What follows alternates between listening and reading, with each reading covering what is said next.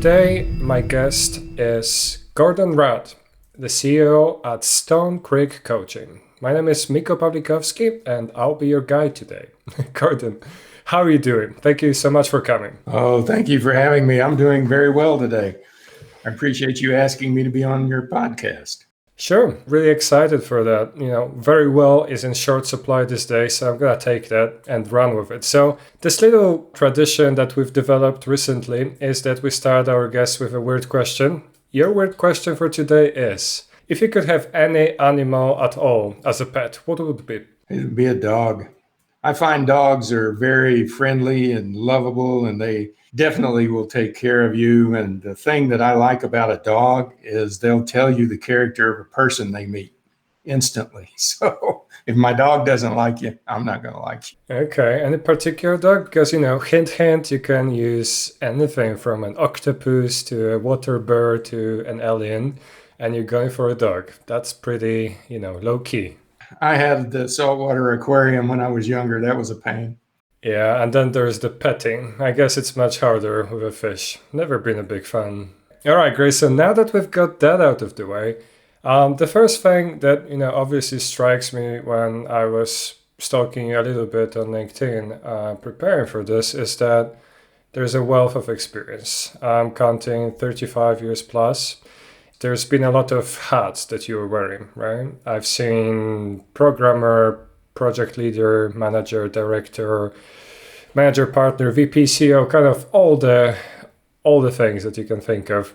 Can you tell me a little bit more about the different transitions? As much as you want to go into the personal one, but from my perspective, it's very interesting to see what made you do these switches. And was it just like a natural progression of things or particular events that influenced that? Would you mind telling me a bit about that? Sure. I worked my way through college, through the University of Oklahoma as a Fortran programmer. I got a job translating differential equations into Fortran statement. Yeah, that was a job in the day. Back in the day, that was a real thing.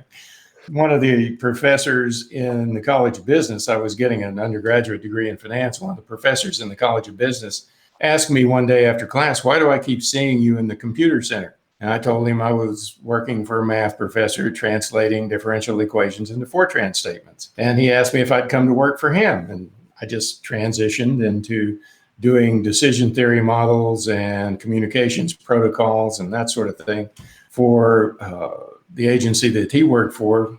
Actually, we were working as subcontractors for the Department of the Navy at the time to create these communication protocols. And then when I graduated college, it was kind of a natural segue to go to work in the defense industrial base and work as a civilian contractor through the Department of Defense and all the little three-letter agencies that are in there, that kind of thing. And I did that for a long time. I was hanging around being a programmer. And one day the project manager quit. So the boss's boss called and said, hey, we need you to be the project manager. We're just going to put your name in a box and it's all right. Don't worry about it. You don't really have to do anything. So I said, okay, great. So next day I go over to the construction trailer where the project manager is supposed to be, and all these people show up and they've got all these projects going on all over the plant. And nobody really seemed to know what was going on. So I took an early copy back in the day of Harvard Project Manager. And an IBM PC, and I organized all the projects and put them on a timeline and that sort of thing.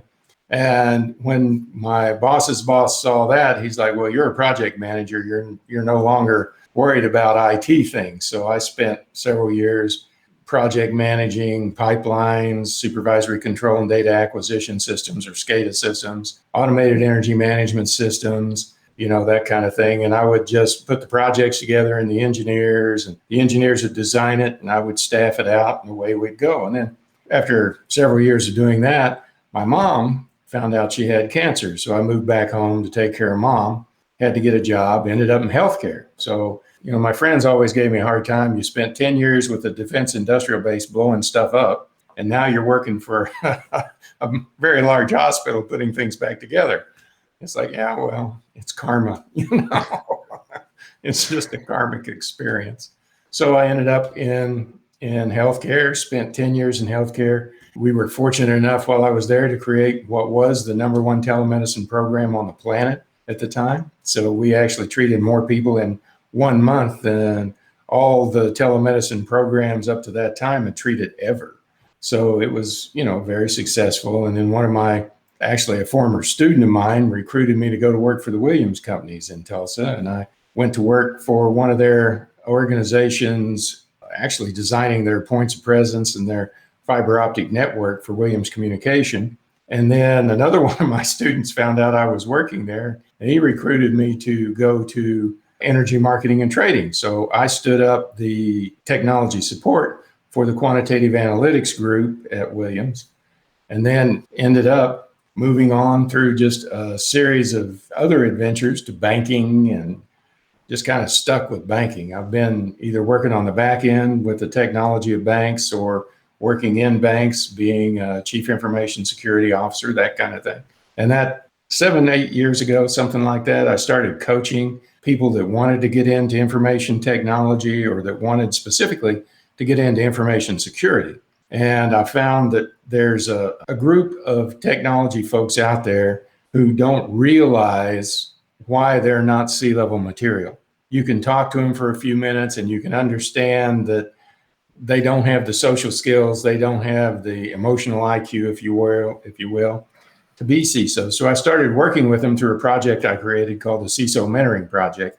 And then as I got on in my career, I decided I wanted to make that a full-time job. So Stone Creek Coaching was born, and now that's what I do all day. And I help people that want to become C-level executives for either chief information officer, chief technology officer, or chief information security officer. And I try and work with them and show them how to interact with people in such a way that they can be part of a team and they can actually be functional. And I hate to sound like some of them are broke, but some folks, when you talk to them, you just know that they're just not going to go as high as their ambition is going to want them to unless they make a change. And that's really what I'm all about, is trying to find those folks that really want to get to the C level and just help them do it. That kind of thing. I spend a little time talking to venture capital companies. For some reason, 3 or 4 years ago, venture capital companies started calling me and asking me about technologies and the direction technology was going and different vendors in the tech space thing. And I kind of enjoy that. Most of those conversations are very interesting. It's been a fun career. I've just kind of gone, really, to be honest with you, where my heart led me, or where somebody said, "Hey, you want to try this?" And I said, "Yeah, that'll be fun. Let's do that." Kind of thing. So it wasn't really all planned out and mapped out. It was just more of a, well, yeah, that looks like fun. Let's do it. Wow, love it. So many things to touch upon here, from asking you when was the last time you wrote any Fortran to just kind of one thing that you mentioned is that you can look at the person and see that they might not be a C-level material. But then at the same time, you mentioned that they can develop the skills unless they work on that. It sounds like it's a set of skills rather than necessarily some innate talent or something like that. Can anybody with enough practice and enough work put in and get to the right level of the skills, or do you need a blend of both to be successful? Anybody in technology, as you guys know very well, you're in technology, you're a lifelong learner. If you don't love learning, you better get out of what you're doing, because you won't be able to do it for long. The tech will advance, you won't, stuff breaks, in the story. But when it comes to soft skills, interrelating to people and things like that, a lot of introverted folks will spend their time with the computer because the computer gives them instant feedback. And, if you're writing a program, whether it's Python or Go or whatever, you hit enter and it either runs or it doesn't, and you go fix it. Well, that's great, except when you have to start dealing with the lines of business and the people that run those lines of business and the end users. We've all worked in technology situations before where somebody would pop off in a meeting. If it wasn't for the damn users, we'd have a great job. And it's like, well, the users are why we're here. That's why we exist. That's why they keep paying us money. A lot of technical folks are so comfortable working with machines that they avoid working with people. Mm-hmm. Even if they get married and have children and have friends and that sort of thing, They still focus just exclusively on the tech and on that instant feedback, right and wrong. And they don't really pay enough attention to the soft skills and interacting with people. And if you can't interact with people, you're never going to build high performance teams. And, you guys know, I mean, you do conferences all the time. You know that today in tech, high performance teams are the thing, whether it's Kubernetes, AWS, whatever you're working in, your team has to perform at a peak level. Well, how do you create that team? How do you make those participants more than the sum of the parts? For instance, when I created the telemedicine program at St. Francis, I went to a meeting with the C-level folks, the CEO, CFO, all the C people were there. And the CEO said, okay, get some people out of IT, create the department, get it going, give us telemedicine. And I said, well, we don't have those people. We don't have any technical people that do this. And the chief financial officer, who everybody in IT reported up to at the time, was just really incensed, He leaned across the table and said, how can you say that we don't have people that'll do that? And I said, well, they have to understand audio compression algorithms, video compression algorithms, how to marry them. They also need to understand something about working with people, because we're going to be working with real live patients and real live physicians, that kind of thing. And so they discussed it a little bit, and then they said, well, see what you can do by picking out people, and we'll get everybody in the different sub-departments within IT to help you out. Well, my colleague's idea of helping out was to offer up their weakest player, or people they didn't want to put up with any longer. And so what I did was to take those folks and put them together as a team and get them to perform at a higher level than anybody else in the hospital. So much so that when anything broke, everybody else in the hospital would come to a member of my team and say, can you help me fix this? Well, it's kind of strange that in the space of a year, they can go from being people that nobody wanted on their team to being the go-to team in that whole hospital with over 7,000 employees. So I would say that paying attention to the soft skills and being able to work as a team and be a team player and understand that and motivate individuals to perform at a higher level, I think it's a set of skills, to your earlier point, that you have to learn. You have to be able to read people. You have to be able to emote with people. A lack of empathy. You've all met people that have no empathy whatsoever, and you don't really want to hang around with them. So, that's kind of the thing that it hinges on. Do you care about the people on your team? Do you know the names of their significant others and their children and their dogs and their cats and goldfish or whatever? Are you close enough to them to understand what motivates them and what demotivates them? And then figure out exactly what you need to do to get your projects done and move it along at a higher level. And that's really what it's all about. It's just getting the team to buy into what's going on. Look at more specific example. Look at what Tom Brady did for the Buccaneers last year. Just go back to football. He went in, kind of reorganized the thought patterns and the way that everybody related and started communicating at a very high level. He didn't just communicate with the people on offense. He communicated with everybody that would listen. And what he did was to bring together a team of people that probably would have finished middle of the pack. And instead, they end up winning the Super Bowl. And it wasn't even close. By the end of the season, they were the killer team in the league. And that's really what you want to do. You want to be able to bring these people along, communicate with them, make sure everybody understands where you are and what your objectives are, and then just get out of their way. Let them go, because once you empower people, they tend to take off and just soar on their own. Does that make sense? It does, and it really lands, very close to home. I myself made that transition a couple of years ago from being a tech leader to trying to help the team being, performing. Like you said, this kind of instant response that you get from tech, it works or it doesn't, or, satisfies or passes the test or it doesn't. And then all of a sudden you're in this sea of feelings and things that are hard to measure. Performance itself of a team, it's not that easy to measure by itself. And I think that a lot of the points you touched upon, it kind of realized quickly that it's more about being like a coach and basically making sure that the team feels good. Like human beings, they enjoy hanging out together. is probably one of the most important and difficult things at the same time. Every time you have a World Cup, it's not necessarily the most talented team that wins, but it's the group that plays together as a unit so that the coach and everybody on that soccer team plays together as a team. They function very well together.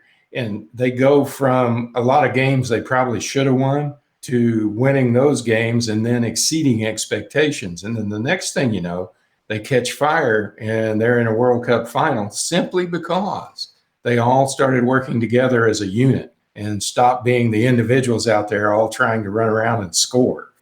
You know, that's kind of, to me, that was always kind of the funny thing about soccer. Everybody can score. You know? Let's just all go score. You know, so it was a little different, but I think it's very much the same thing. It happens. We see it in sports all the time. Why can't we see that in the workplace? Why can't we see it in technology? Well, it's because we don't teach those skills. We don't stop and say, how can we make this individual the leader of a high performance team? What can we give him or her from a skill set point of view that it will make them successful? It's actually not that hard once you understand it. It's just getting the people to believe in it. And, you know, I work with people all the time that will say things like, well, you know, I can't do this because, you know, blah, blah, blah, blah, blah. And when you listen to it, it's just like, if we could record this and play it back to you, you probably would never say that again. You know, it doesn't make any sense. And, you know, maybe there's a better way to communicate that, you know, that kind of thing. And it just, we've all been on the phone with help desk people that we know didn't want to be there. And they would tell you crazy things, basically just to get you to hang up and try and get somebody else. Those types of things are just part of learning to deal with people. And I can see from the examples you choose to describe that why you would transition into this coaching. I'm guessing the satisfaction and the scale of the impact that you can make is higher. Was that the primary kind of driver for you to start the business? Well, it was. I've always had a different way of looking at work and looking at the people that are in it and looking at the corporate culture that surrounds it than most people. I really have over the years become a student of corporate culture. And you can see a lot of corporate cultures that start out really strong and then go wonky. And all of a sudden, that's a technical term, wonky, that kind of just goes south on everybody and it just doesn't work. And it's unfair to the people. You know, it's unfair to the folks that are in these jobs. And then lately, over the last 10 years, I've seen technical people spend less and less time trying to put a good job description into HR for whatever reason, whether or not their boss won't approve it.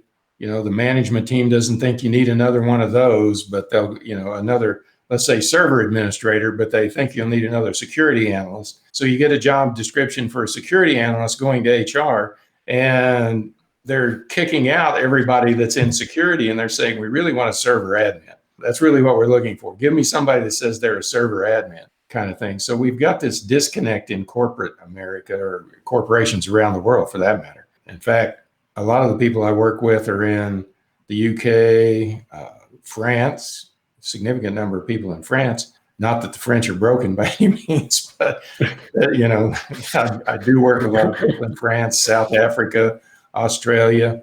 You know, this is really a global problem. It's not just something that's indicative to America or just the North American continent.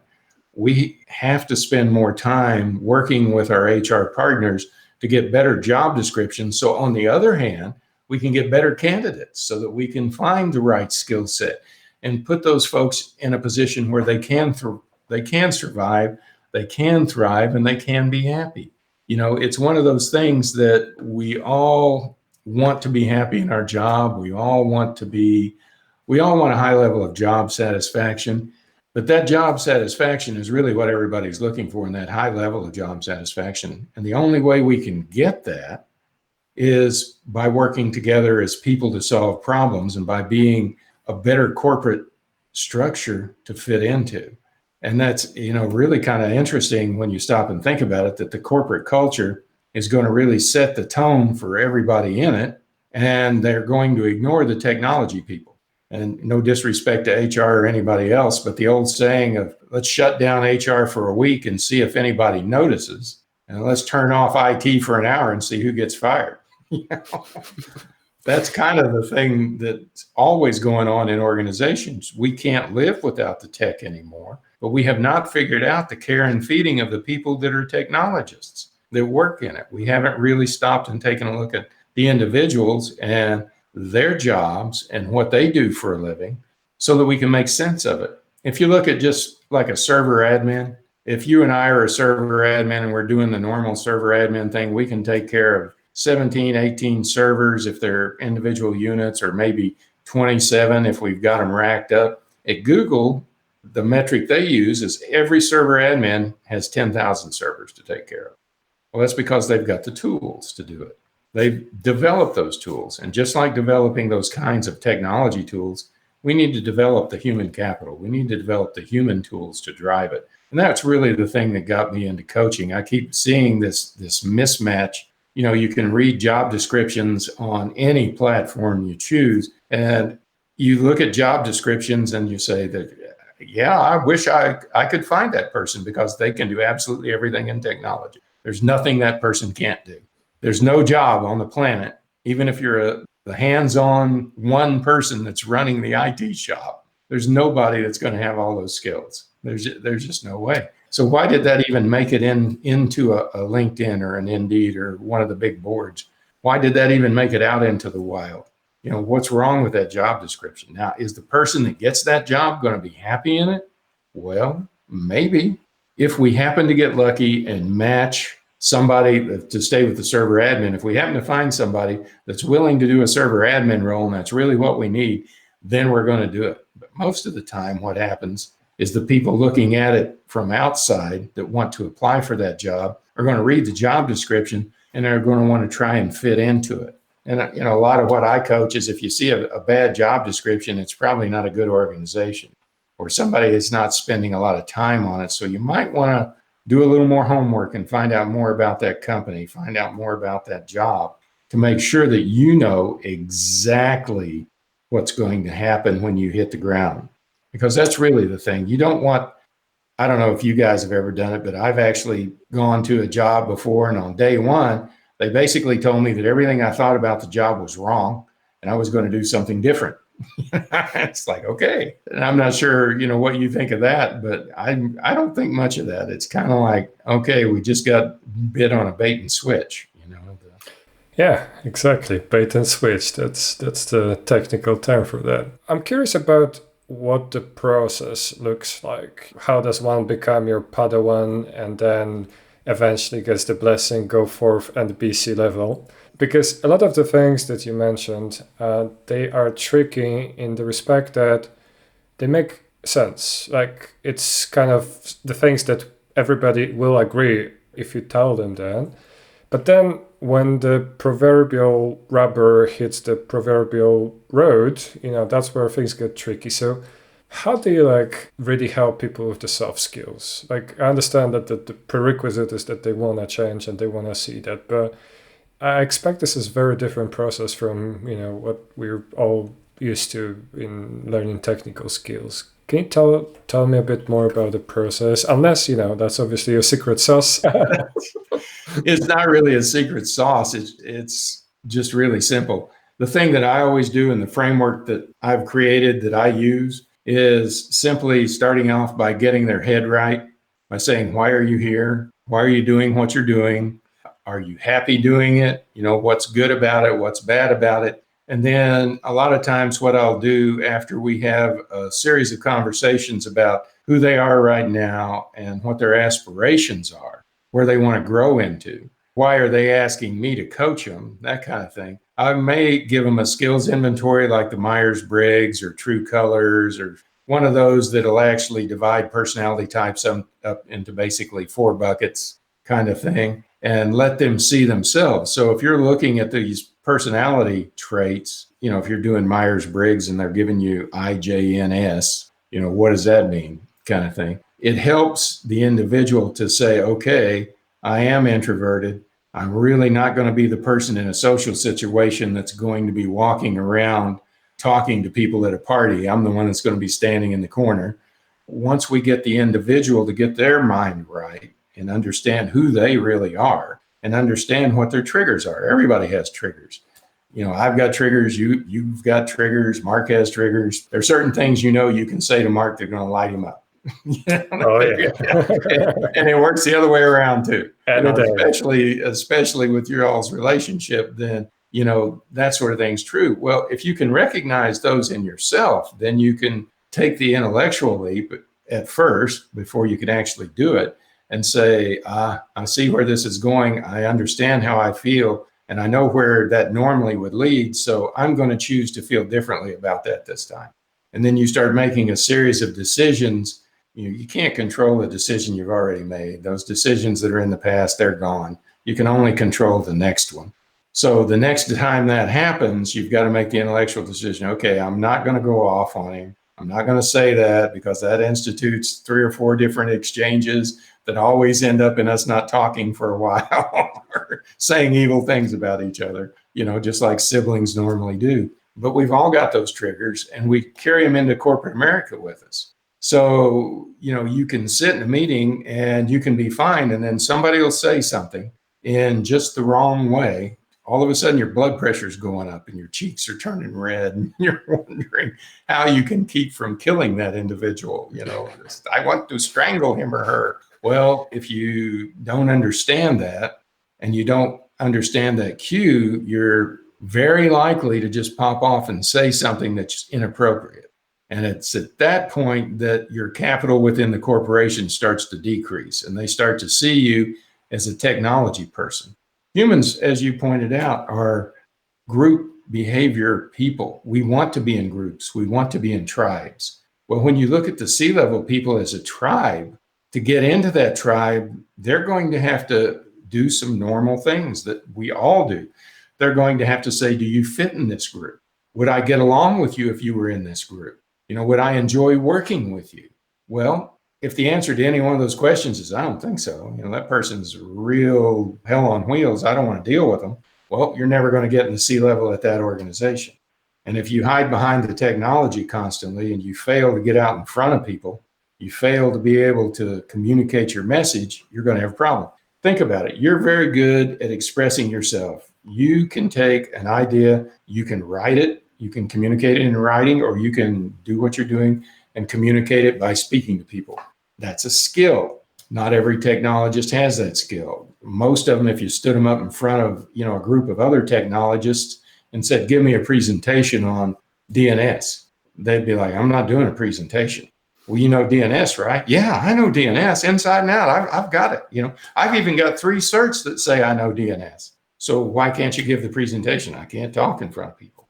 That's something we got to get over if we're going to be at the C-level, because they're going to expect you to not only chat with them, but to present to the board and to present outside the organization. So it's those kinds of skills that we can teach the individual to help them fit in better, help them make better decisions so that they're doing things a little different. And I've found that once a technologist wakes up, if you'll forgive the analogy, wakes up to the fact that how they act and how they behave affects more than just them, that all of a sudden they start making different technology decisions. I don't necessarily mean that they're making better decisions or that there's some magic in it.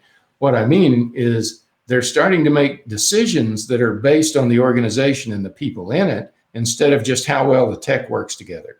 You guys all know, and everybody that's listening to this, I'm sure you know people that will bolt together a bunch of technology because it seems to fit together. The tech works together and it's really great, but the end users are suffering because it's not that user friendly. So you watch these people as they grow and develop, making different technology decisions. They're starting to think about people differently. They're starting to think about their organization and their role within the organization differently. And it's at that point that you change the corporate culture, that you get a more positive corporate culture, and you stop getting the silos. You don't necessarily eliminate them, but you certainly start breaking down the walls between the different departments so that you're not going to have IT being kind of a standalone silo and nobody gets to go visit them without a hall pass.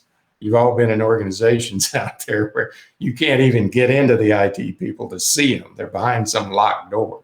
Well, that doesn't do anybody a whole lot of good. You need to be able to consider them part of the organization. Definitely. And I'm sorry, I was laughing at the DNS because I have one of my favorite haiku is about DNS, and it goes like this: "It's not DNS. It can't possibly be DNS. It was DNS." And therefore, and it brings so many memories. Yeah, there's so much, I can relate to what you just said. And I've been kind of like, as you were talking about this, realizing that in the context of where we are right now, in the middle, well, hopefully towards the end now, but in a pandemic where a lot of these interactions went online. And sure, we have video conferences now, and it's probably easier than it was in the past, but it's still tricky. And I'm wondering, how do you see this affecting people's soft skills? And do you think that's going to have like a long-lasting effect in general on how teams cooperate and interact? I believe it will, but I'm not necessarily sure that it's going to be what we think. The organization that I just came out of, we all had laptops, and when we all got sent home, it wasn't a big deal because everybody had a laptop, because from time to time, the ladies that had children or the men that had families would take their turn staying home with a sick kid, or they'd be going to a ball game out of state or something. But they would all be able to log in and do something and take care of business. So it wasn't a big deal. But as an organization, we weren't using video. There were so many people that were using Zoom and Teams and just using it for an audio connection and letting it go. So the CEO decided, hey, we're video forward. We're always going to turn on our video. And a couple of weeks later, I seriously thought about sending them an email and saying the corollary to that would have been to stop wearing sweatshirts and T-shirts and crappy clothing when you're on these video calls, especially with clients. Put on a shirt with a collar, for the love of God. Get your act together. Podcasting is its own thing. But if I'm dealing with a client and I'm sitting there as a representative of an organization, and I don't see in myself a responsibility to put my best self forward or to understand what being video forward means, what good am I?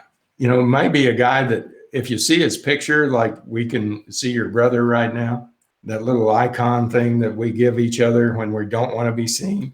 You see that, and the guy's got a suit and tie, he's shaved, he's got a haircut. You see him in real life, he's got a beard that's scraggly and hair tied back. He's got everything going on that looks like he's been in a cave for 5 years. And it's like, why would you want to do that? Why wouldn't you want to put your best foot forward?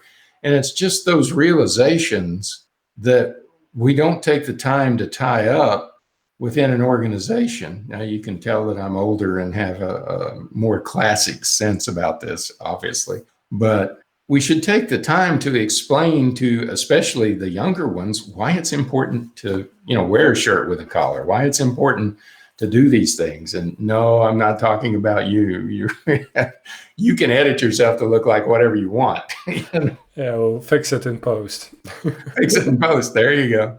But doing things like that will help us, I think, to become closer, because there's a certain respect in it. On the other hand, we've all been on these calls where we got to know the people's kids. I worked with a lady that had 4 kids. Her husband and her working from home. So there was always a kid, and there was 2 or 3 dogs. So there was always a dog and a kid and maybe a cat from time to time. Every time we'd have a video conference, these things would be going on. And people would have their grandkids and that sort of thing. So from that perspective, we really got to see into people's homes. We got to see into their lives. We got to know them on a much deeper level. So part of that bonding, you're never going to be able to replace in the office, because everybody shows up and puts on the mask and plays the role that they're supposed to play in the office. But you get them at home with 4 kids running around and 2 dogs and whatever, and you get to see the real person. You get to know the real human that's on the other side of that video, which is good, because then you understand why she's always in a t-shirt or why she's always in a sweatshirt and why they're doing these things. It's like, I remember one day being on the call with this same lady, and she said, "Just give me 2 minutes. I got to go change my shirt. The baby just threw up on me." And she comes back and sits down like 2 minutes later, and she says, "That's the fourth time I've had to do that this morning." It's like, I get that, and that's a humanizing thing, but that's not something you'd want to do with a client. That's something that you do with your coworkers to get to know each other better. And that's really what it's all about, is just trying to get to know each other better. Because look, cybersecurity, we're all a very small family. So we should all be able to band together and make some changes. We should all be able to help our HR department come up with better job descriptions. We should all be able to institute programs within our corporations to help the individuals become not only better people, but better employees, and to work with them on their pain points. We all have those pain points that we'd really like to eliminate. And that's the kind of thing that I really like to help organizations with, is to see where things that they might think are great in their corporate culture might not be as great as they think. Give you a specific example. How many organizations do you know today that still have the big blowout Christmas parties? The big organizations used to rent out a hotel and they'd have these giant blowout Christmas parties with an open bar and all the hors d'oeuvres and dinner and entertainment and all this sort of thing. They do that all the time. Well, they don't do that anymore. Well, what are they doing to replace it? How are they helping their people to interact? That's the people that I work with in Europe. When they take a holiday, they go away for a month or two. That's a holiday to them. To us, that's being laid off. That's different. Yeah. So you guys in Europe have a totally different philosophy. I think, a lot of times it's a much better philosophy, in my humble opinion, about trying to get to know your coworkers, spending, I used to work with an organization that had some consultants in from SAP. Those guys literally got together every Friday afternoon. They shut all the work down and they'd get together and do a little wine and cheese thing, get to know each other, and then go home to their families. There was more work that got done in the 3 hours that we spent together on Friday afternoon than practically the rest of the week, because everybody stopped playing a worker role and stopped playing that human interaction game where, okay, what can I do to help you? How can I help you? And one of the things that I did out of that I actually just stole it from the guy that was in charge of consulting assignment there at that organization. He used to do this thing on Monday morning that he referred to as calendaring up. And he'd get the whole team around the table, and all we'd do is he'd go around the table and just ask, what's on your calendar for the next week? And what would happen is, we'd go along, 2 or 3 people would say something, then somebody would say, I'm going to install a new router. And somebody across the table would say, no, you're not. You can't install that router until I do this. It was basically taking everything, and I don't think this was an accident, because he was taking everything, all the human capital that he'd built up with the wine and cheese parties on Friday. And then the first thing Monday morning, he was having the same team plan out their week. So they did it as a team. He rarely, if ever, gave any direction. It was just like, what's on your calendar? What are you going to be doing this week? And whatever you said you were going to be doing is okay, unless, somebody needed you to do something else. And it forced you to be a part of the team. It also forced you to change your priorities to help a teammate. Now think about the difference in that particular philosophy. And I don't know if it was the individuals or if it was a corporate philosophy or what, but that gentleman and his particular philosophy is so much sounder and so much more productive than, just, okay, we got to get it done by Thursday. Never been a fan of got to get it done by Thursday. Yeah, I can really relate to the aspect of humanizing your colleagues and this kind of unexpected aspect of actually seeing a little insight through that, computer window to how people are doing. And I know I'm guilty of, wearing tracksuits and what feels like 5 years in my cave right now. So I can relate to that too. And especially for some of my friends who actually have small kids and have to take care of them, especially during the period where there was no daycare or anything.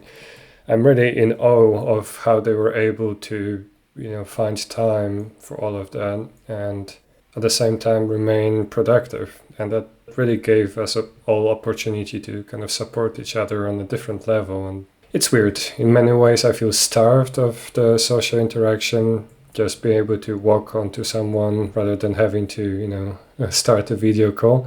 At the same time, I feel like I met people in a different way too. So yeah, definitely can relate to the aspects of what you were saying. I'm gonna take us a little bit on a different track now. I wanted to make sure that we talk a little bit about the cybersecurity, since I've got you. And for everybody who listens onto that, there's a session by Gordon called Scalable, Sustainable Cybersecurity for Any Size Organization at the Conf42 Python. So I guess we'll touch a little bit on that too. But before we even get into that, how would you define cybersecurity in general? Because, before I met some friends in cybersecurity, it always looked to me like this magic. And, if you watch Hollywood movies, obviously they just do on the keyboard and things magically. And then it's kind of disappointing to, learn that outage or that hack actually was because someone clicked something they didn't need to, or because, the default settings were public and you could actually download all the data from S3. And that was the problem. How do you define cybersecurity? And I'm sure you have plenty of great anecdotes. So if you could give us one or two to kind of illustrate what it means in practice, that would be great. I came into cybersecurity out of IT. So I had, when I first started, a traditional IT view of it. While I was at the Williams companies, I got the assignment to be one of the top 2 or 3 people in cybersecurity and actually help them stand up the cybersecurity organization or the information security kind of thing. And there is a bit of a difference in information security and cybersecurity. Information security includes everything, spoken, written, that sort of thing. Cybersecurity is basically what's happening on the wire, what's happening on the internet, what's happening on your network, as it were. But in starting out that way, literally the first day I'm on the job as really security at Williams, I get a call from the IBM at 9:00 in the morning. And the agent on the other end of the phone says, "Hey, you guys are selling the Harry Potter movie that just opened in Frankfurt, Germany, across your network. And worse than that, you're sending it from your network to the IBM network," which made some sense given the proximity of those offices in the city we were in. It's like, no kidding, really. And he's like, "Yeah, you might want to look into that and see if you can fix it." Well, the FBI, they have for the longest time had some serious cyber talent. So I'm sitting there, trying, I just hung up, hadn't been 30 seconds. I'm trying to figure out who to call first. My boss, who am I going to tell this to? How am I going to solve this problem? When I get a call and on the caller ID, it says IBM. And I'm like, oh, this might be good. So I pick up the phone and sure enough, it's IBM. "You guys are trafficking across our network. You're trafficking 45 megabits. Now you got to remember, this is in the early 00s. So 45 megabits was, probably about half the bandwidth of that IBM office. You're traveling 45 megabits across our network, and it's the Harry Potter movie that's just been released." So we drill down on it and we find that because we have a big internet pipe, there is literally a data entry person who's entering invoices in the basement of the building we're in that thought Cso was a great idea and put it on his laptop. And because of our bandwidth, Cso nominated him as super server. So he was serving the entire world songs. Now, we'd just gone through a thing not the year before where we had our own server that had a bunch of songs on it. And we'd gotten the letter from the digital rights management people that said, you got to quit that or we're going to fine you $100,000 for every song. Well, since there were over 100,000 songs on that server, one of our vice presidents and our general counsel suggested that we give that up and stop doing that. We hadn't been doing that thing in a year, but apparently others in the organization didn't get the memo. So we spent probably the next 10, 12 hours trying to find where that Harry Potter movie was coming from And we did manage to find a couple of DVDs of pornography on a file server in Houston, Texas, that was being used to actually transfer blueprints back and forth between architects and construction companies that we maintained, because we were building pipelines and doing right-of-way work and all that sort of thing. And it was really kind of amazing to me. We could find that and we could turn that off. But whoever was trafficking Harry Potter had a set of skills that we hadn't seen. And this was, again, back in like 2001, early 2001. So I started looking into, why don't we have the skills? Because I think these guys are extraordinarily talented, and a lot of them were, but they really hadn't focused on cybersecurity. They hadn't focused on, what would a bad actor want to do? What would a bad person want to do here? What would a thief do? And that old thing, if it takes a thief to catch a thief, is probably kind of true. It's just like DNS is never the problem, but it always ends up being the problem, kind of thing. If you can figure out what the bad actor is really trying to accomplish, then you can make the organization more secure. So as I took off in cybersecurity in my career from that point, I started trying to make sure that I was always looking at the skill set of the players, and you can find some serious talent in the hacking community. That's the thing I love about DEF CON, especially DEF CON, but Black Hat and DEF CON kind of thing. There's some serious engineering talent there. They don't just break things because they like breaking them, which, yeah, they do, by the way. But they do break things so that they can show the people that are building them where those flaws are, so that the bad actors can't shut down a pipeline. Now, if you fast forward, we've gotten to a point where we had Stuxnets, however you pronounce that, come out, and that was built for the specific reason of shutting down power plants. So we can take a nuclear power plant or an electric generation station, and we can melt them down if we use this software in the right way. Well, then what happens if somebody bad gets a hold of it? What if it's no longer just one of those things that's a theoretical thing that we could do with it, but somebody weaponizes it? And then what are they going to do with it? And right now we've got like 3 layers of things going on. We've got the standard script kiddies, the kids in the basement, in their mom's basement doing things. And some of them are in their 30s now, but we've still got script kiddies in the basement doing their thing. And then we've got guys and gals that are doing hacking for a living. And one of the most fun things you can do is when you get one of those calls that is trying to sell you an extended warranty on your car or some other bizarre call. The latest one I got said they were from the FBI kind of thing. I always want to talk to those people. I love to talk to them, because once you get onto a person, if you listen closely, you can hear other people in the background. You're talking to a call center.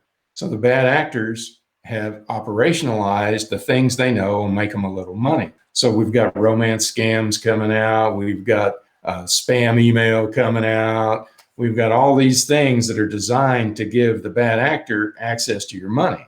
And that's really all they want. They don't care about you. They just want your money. Anybody can take an identity and prop up a new identity and put some credentials with it that are serious. But getting money out of a bank account and moving it on down the line to a bank where you can take the cash out, that's a set of skills that require a lot of people and a lot of work. And how do you interrupt that? It's like a supply chain. Then we as cybersecurity professionals look at interrupting that supply chain. And then the third level are those people out there that we may never know, that are nation states that have all the money and all the resources. When they become involved, there's a level of excellence that's kind of like going from Windows 95 to the latest version of Linux. They are so much further ahead of where everybody else is. It's unbelievable, because they understand the value of training. They understand the value of spending money on top quality assets, that kind of thing. I'm not worried about the guy that's going to go to Las Vegas and rent the Ferrari and rent out a villa and be all showy about it, because that person's going to get caught.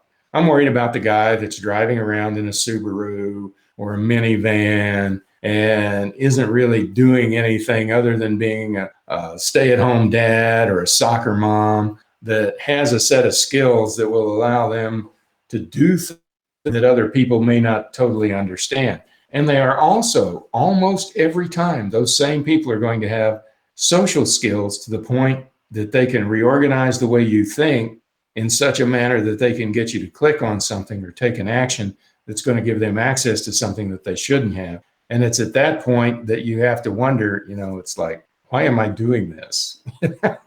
These people are they're functioning at such a higher level than we are.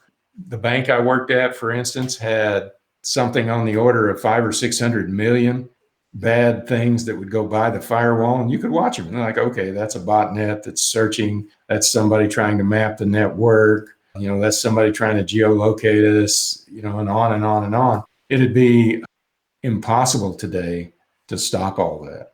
So what we have to do as cybersecurity professionals is figure out how we can make cybersecurity that team sport that we keep talking about, how we can make sure that the entire organization is involved, all the way from the chairman of the board to the janitor. Everybody's got to be involved in it, because at every step there's an opportunity for a compromise. And that's what we're trying to do, is take those compromises away so that if a bad actor does do something untoward, we've at least got a heads up and we can say, let's turn that network segment off. Let's kill that port. Let's take some action. And then we like to practice it as cyber professionals, so that we want to reach out and turn Mark off so that he can't do any further harm. We can just say, okay, let's kill that node. And we can reach out, turn him off, and not let him continue the activity that he's into. And those kinds of things are really where we're going. We're getting to a point that we've got to have every single person at least aware of the current pain points. So our threat feeds, our vulnerability assessments, and our patch management programs have to interact together in a way that makes sense for us all. And I think we're just kind of waking up to that. I can't tell you how many organizations don't have threat intelligence, but they have scanned the network and do know all the assets on their network. Okay, if you don't have threat intelligence, formal threat intelligence, not just one person that's looking on the internet every morning over coffee, but if you really do have threat intelligence, what's relative? Well, it's relative if it's on your network. So if you've got your assets identified, it's relevant. And then if you know where you are in your patches, you can tell whether or not it's relative. Let's take Spectre and Meltdown. Those two came out, made a big splash. I have to go talk to the board, and the board's asking, well, okay, we've identified the threat. We know we're vulnerable because we have all this information you've just given us. So what are we going to do about it? And I'm stuck saying nothing. Right now, the patch that Microsoft gives us and our test servers makes the applications run so slow, they don't appear to be running at all. So it, in effect, breaks everything. So we can patch it, but it'll break everything. Of course, the people on a board are just, oh, we don't want to do that. That might be bad. Well, yeah. Turn off IT for an hour and see who gets fired.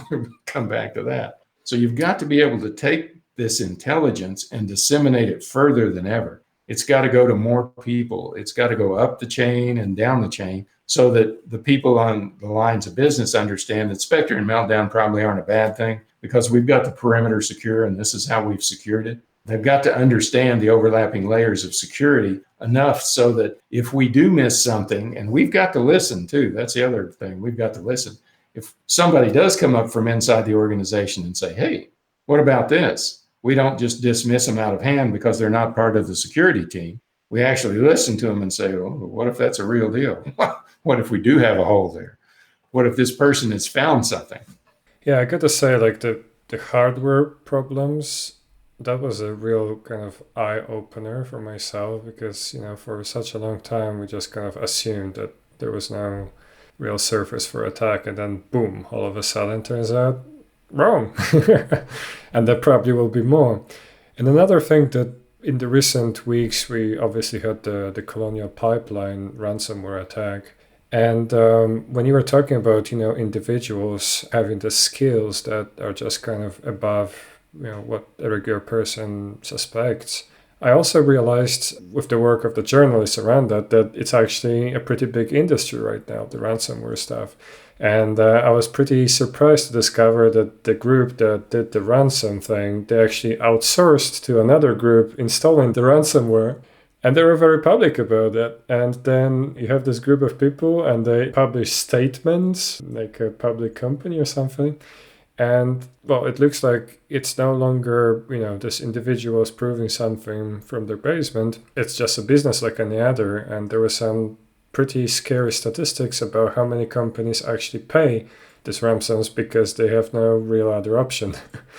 So do you see this kind of on the rise just because of the overall number of systems growing, and by definition, the system's always been behind the exploits that you can just Google on the internet and someone can use that?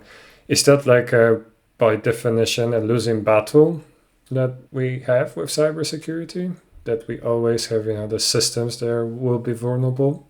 Like day one, you have day zero exploit, and all of a sudden, before everybody reacts to that, there's at least a window of time where we're screwed. That's true. That's true. The average bad actor is on your network for over 270 days. Well, depending on who you listen to. Some people say 260, some 280, but let's split it. They're on your network for 270 days before they actually do anything bad. They're watching and mapping and escalating privileges and walking themselves up to a point that they can do what they want to do, kind of thing. But it's unfortunate, but you're right. The bad actors are going to be able to attract more people to their side of it, because in a worst case scenario, you may steal 10 or $15 million and you may end up in jail for 3 years or 5 years if you've stolen, tens of millions of dollars. But if you steal $50 million and you have to give up 5 years of your life, is that a fair trade? There's a lot of people out there that would say, well, hell yeah, I got a $50 million bank account in a bank nobody can touch. As soon as I get out of here, I'm going to live the high life. Well, that's attractive to a lot of people. There's a lot of organizations out there that have operationalized it. They've made it a business. Some of them do have a balance sheet and an income statement and a CFO and a CEO and all that sort of thing. It's kind of a scary thing. It really is scary at that level. And then you've got the other side of that, where you've got some of these folks that are bad actors that are using their skill to do things like influence the media or influence, an election or do something like that. And we know that's going on, despite what country you're in, the British, I think, were the first ones to say, hey, these people over here in this country are using Facebook to rig our election. They were really the first ones to point that out, which it was kind of a shock to everybody else in the world. It's like, where are the bad actors going next? Well, if you could get your person elected, you might be able to get some very lucrative contracts, or you might be able to avoid extradition. So these bad actors that we see are going to grow in new directions that we haven't really anticipated. There are going to be things happen. You're going to have ransomware on your coffee maker. Somebody in the morning will say, yeah, send me $1 or I'm not going to let you make a cup of coffee on your Internet of Things monitored coffee machine. I've taken over your icebox and your coffee maker, kind of things. You're going to see crazy stuff like that start happening. But the things that should worry us are the pipelines and the telecommunications and the electrical infrastructures. I don't know how many of you might have noticed, but if we take the power grid out, you're probably not going to have an internet. And your computers probably aren't going to work. So there's certain precautions that we have taken up to this point with our utilities and different things that we probably haven't gone far enough with. But for ransomware to be effective, you have to have a totally crap backup strategy. If you've got a great backup strategy and you're adhering to it, doesn't matter if it's Towers of Hanoi, first in, first out, whatever. If you've got a great backup strategy and you're actually working it and you're making sure that your backups on a periodic basis are really clean and you're scrubbing them and you're doing your homework, you're not going to have the pipeline shut down. It may be shut down for an hour or two, but that's just long enough to down the hardware, go back to bare metal and bring it back up, which you can do, today with the tools we have available to us in 15 to 20 minutes. So we could down everything and rebuild it in a half hour. Great. If we only had the backups. So part of that problem is us learning the skills that we need, the fundamentals that we need to say, okay, great. Where am I vulnerable the most? Well, if you can't do business continuity management, if you don't have a backup strategy or business continuity strategy, you're vulnerable. Now, why wouldn't a pipeline have a backup strategy that works? Why wouldn't they have a business continuity plan that includes an incident response plan so they don't sit around for 3 days trying to figure out that, oh, that phone call we got about ransomware, that was real. You really do have ransomware. As you are pointing out all these kind of weak points, I was going through like a mental list of movies that kind of always picture these hackers and blowing infrastructure. And I feel like there's like an entire decade of Hollywood just being like, okay, yeah, so we're going to have a hacker now. It's Die Hard 57. We're going to have a hacker now, and they're going to blow up traffic lights and drones and stuff like that. But it's very real. And I don't know if I'm more scared about that or more scared about the other aspect that you also mentioned, the Cambridge Analytica scandal. And then we all know that the elections were influenced, and it all seems to be fine and legal, and no one's going to jail, and no one's like, once the cat is out of the bag here, it's kind of like open season for everybody. So that really scares me, and especially with the scale and the kind of lack of regulation that you have on places like Facebook that are easy to manipulate public opinion. That is really something that sometimes I wake up with nightmares of, and I'm not sure we have a good solution to any of that. I'm not sure we do either, to be honest about it. I see the enemy, and it is us. We are our own worst enemies. In America, we used to have laws that said that TV and radio had to present down to the second opposing opinions. So just to keep it at a high level, if the Republicans got 5 minutes on one side of an issue, the Democrats got the exact same amount of time to express their opinion, whatever it may be, kind of thing. And during the Clinton administration, he allowed that law to sunset. And from then on, it's really kind of been open season, because from that point on, the corporations that have the news media in them began to see news as entertainment. And they created entertaining news. That's why the term, if it bleeds, it leads, everybody knows today, because since the Clinton administration, that's been true. They want to show you all the bad things that are going on in the world, because we're humans. We're always going to watch the car wreck. We're always going to watch that train wreck. The thing that should concern us, beyond just the ability to influence elections and whatnot, is, well, what if we do allow these big corporations, whoever they are, to actually censor information so there can be no dissenting opinion about anything? What happens at that point? Well, I think as a society, there's an old book called The Best and the Brightest that was written about the Kennedy administration and the Bay of Pigs. And the whole premise of the book is very simple. John F. Kennedy had brought together the best minds in the U.S., some of the best minds on the planet, to be in his cabinet. Yet, when it came time to take an action, the best minds on the planet came up with the wrong answer.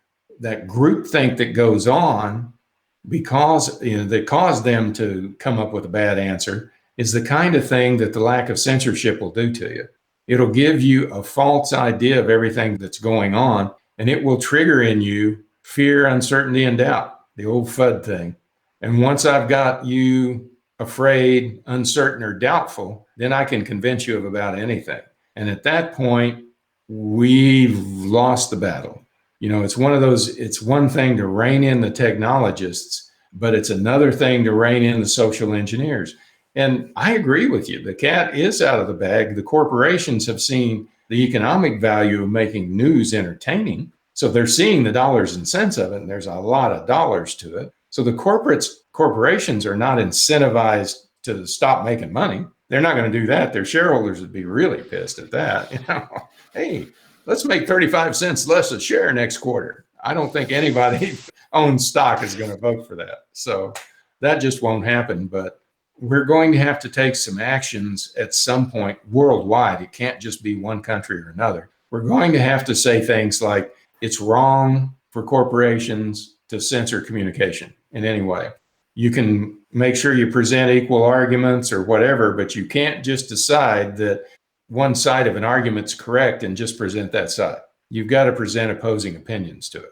and let people decide, because that's the thing that, if you notice, when you get together with your friends, you all don't agree on everything. You may each have different soccer teams that you're fans of. You may have different political parties you're fans of. Heck, you may have motorcycles. One of you may be a Ducati fan, and one of you may be a Suzuki fan, kind of thing. And you may have serious debates about the merits of the different motorcycles. That's what makes us human. That's what keeps us out of the weeds, because at some point in that conversation, even if it's about motorcycles, you're going to say, darn, I wish my bike did that. That's a good point. That's a very good engineering enhancement. We're going to have to come back to that just as a people. I mean, yeah, we can lock things down, we can secure it, but we've got to keep power to it. We've got to keep it connected. Then we've got to use it appropriately. I do not believe that the people that created the internet completely understood what it would look like if it was misused. But we've started to see some examples of that. We're seeing terrorist groups start to put their agenda out there in ways that make what they're doing look attractive to young people that might be vulnerable to that message. Really? That's a good thing? We got a ways to go. Definitely. The internet really kind of took the Homo sapiens to the next level with all the good and all the bad thing alike. And I'm kind of equally excited and scared to see what's coming next. So I guess, long story short, that's cybersecurity for you. Thanks for that answer. The next thing may be hard. We all do the same things. Every organization is secure in a certain way. You guys have got a router. Everywhere you go, you've got switches and you've got all the equipment, and you've probably got everything turned on. I'm sure you're logging, you've taken all your logs and you're analyzing them and you're doing all that stuff. But at the end of the day, it's still the people that have to do that. We can't turn on the machines and just let them go. We haven't got to Skynet yet, so we're not there, not into that yet. But I think if you had to put your Yoda hat on and say what's coming, I would say that the thing that we're going to see is we're going to have languages that are going to come up. We've got Python right now is huge in cybersecurity. Almost every security analyst has the ability to write a Python program and extract data from logs. And that's a great thing. And I think over time, you're going to see Go come up and be one of the big languages to do that same thing, simply because it's real easy to put together. And we're going to start having what everybody euphemistically refers to as citizen programmers. Well, how many citizen programmers do you know that are really up on cybersecurity and how to create secure code? Or perhaps even the OWASP model, since they're probably going to take their code and put it on a web server so everybody could see it. We've got some things that we're going to have to figure out as we go along. And yes, it is scary, but I kind of look forward to the challenge. It's like, all right, how can we make the world more secure? How can we keep the bad actors in place? All comes down to literally an old Western movie. What color's your hat today? That kind of thing. So we're never going to be able to keep people from doing either stupid things or illegal things because they think it's easier than working. It's easier than earning a buck. We might be able to convince a certain set of people that security is a real deal and that we have to do it. And these are some good practices so that we can create that scalable, sustainable security for every organization, even pipelines. People will watch this in 3 years. They'll come across this 3 years from now and go, why do they keep talking about pipelines? Hopefully by then we'll have a better stretch with no hacks, but we'll see about that. All right, Gordon, so the episode has to come to an end, but before I let you off the hook, I wanted to ask you just one more question that typically brings a lot of value to our audience. If you were to pick a single item, it could be anything. It could be technical, it could be a practice, it could be a habit, it could be anything. But a single item that provided the highest return on investment for your career as a whole, what would you pick? Well, I would say that the highest return on investment for my career was learning and understanding that, I don't know exactly how to say it, but I've taught technology for a long, long time in post-secondary education scenarios. And I find that it's that lifelong ability to learn and to be curious and to think about things other than being stuck in that box. Okay, this is the way we do it, that has had the biggest impact on my career. Yeah, just not being afraid to get out of the norm. One of my projects was to create or to actually purchase a supercomputer from Japan and bring it online for a giant oil and gas company. And instead of doing that, well, the IT guys that I worked with at the time all came and said, hey, we don't know the language. It uses a proprietary operating system that's not really Linux or Unix or Windows or anything. So we'd have to learn a whole new operating system. We don't know anything about it. We have nothing that even looks like it. We don't really want to do it. And it's like, well, okay, I've got a $20 million budget for a project that isn't going to go anywhere without some support. So back in the early OOs, I said, let's create a Beowulf cluster. And everybody looked at me like I was crazy. What's a Beowulf cluster? Well, it's just a bunch of Linux servers bolted together that act like a supercomputer. Trust me, it'll work. So we spent a couple of weeks researching it, and then we got 1,024 file servers, and we got them all in racks and turned them all on and created our own version of a supercomputer. And we did it for like less than $400,000 instead of $20 million. So all in, we were still under whatever $400,000 is. But it's that ability to think out of the box and to understand that we're just talking about hardware and software. You can make them do anything you want them to do. You've just got to figure out what the right application is and how to make it work for your organization so that at the end of the day, your people are going to be running whatever you're building. It better look good. It better work good. I mean, how many apps do you have on your phone? I probably got a couple hundred apps somewhere. Most of them are off in the cloud because they won't even fit on my phone that I've tried. And I'm sure, everybody that's got a smartphone or a smart tablet does the same thing. They read about an app and they go try it. And it's like, well, I'm not going down that rabbit hole paying more money. So we've got to make things that are really efficient, that are really human-centered, that really do make the world a little better place every time we do it. And when we start doing that, then your career is going to have a high ROI. It doesn't matter what you're in. You could be in technology, science, technology, engineering, or math. It's just making sure that you learn and that you're not afraid to learn and that you're not afraid to get out of the box. And you need to understand one simple thing. It is always DNS. It's always DNS. Start there. There we go. Let's open some old wounds. Love it.